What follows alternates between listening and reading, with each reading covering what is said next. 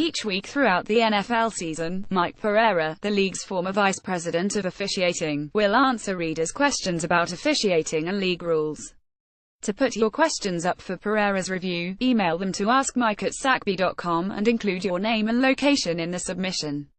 QI was confused by a series of calls near the end of the Seahawks-Packers game. With 309 remaining, Aaron Rodgers scrambled up the middle for 6 yards and a penalty was then assessed on Martellus Bennett for unnecessary roughness 15 yards, but the box score notes enforced between downs, and the next play is listed as 1st and 10. Why can a personal foul move the ball back 15 yards but not impact the distance needed for the next first down? This seems like a significantly less important infraction than one that carries both a penalty and impacts down and distance. Chris Carson, Auburn, Maine. That's a really good question, Chris, and one that is often asked. The rule is now the same in both college and the NFL. You don't start a series 1st down and 25. The rule makers felt like the 15-yard penalty was severe enough, but yet to make it a 1st and 25 made it too severe. We all know that it's an offensive game and it is tough to make a 1st down when you start 1st and 25. There are exceptions. If the ball has already been set up and then made ready for play for the next down, and then the offense commits a personal foul, then it would be 1st and 25. If it's an action against an official, let's say an official is pushed after the 1st down is made, then you draw the maximum penalty as a player and a team, and that would make it 1st and 25. But really those are about the only two situations that would create starting a drive 1st and 25. With about 4 minutes remaining in Thursday's Chiefs-Patriots game, Tom Brady was tackled in the end zone. He fell forward with the entire ball ending up outside the goal line when the ball reached the ground. The replay showed that most of the ball was still above the goal line when his knee touched the ground. None of the on-air crew mentioned it.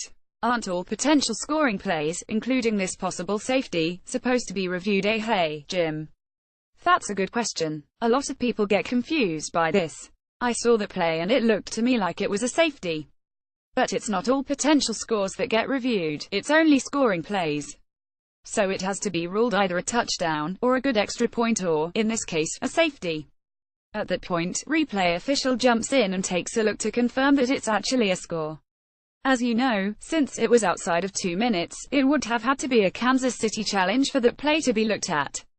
Had the Chiefs challenged it, I think there would have been a good case to make it a safety. But Andy Reid decided not to do so. And really, the way that 4th quarter was going for the Patriots, it wasn't necessary.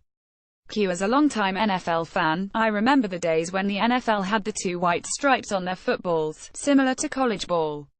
They were easier to follow on the field of play, in my opinion, for both fans and officials. Why were they eliminated for the nondescript all-brown ball, and do you anticipate them ever returning to play? John Jones, Citrus Heights. You must be a longtime fan, John, because I really don't remember the stripes on NFL footballs. I do know that the NFL experimented with stripes, unbelievably, in Super Bowl VIII. It was a short-lived experiment. The ball manufacturer and the league felt like it might be easier to see the ball, especially when the lighting was not good. However, quarterbacks immediately complained about the balls being slippery where the thumb was on the white stripe. So the experiment, as I understand it, was one and done. The NFL has stayed with the all-brown ball, now called the Duke, as the lighting in their stadiums is plenty good enough to see the ball. The college ball still does have the 2 white stripes, although they are only on 2 panels. If in fact it does make the ball easier to see, then it makes sense to keep them. I would imagine the lighting in UC Davis-Toomey Field is not quite as good as the lighting in Levi's Stadium.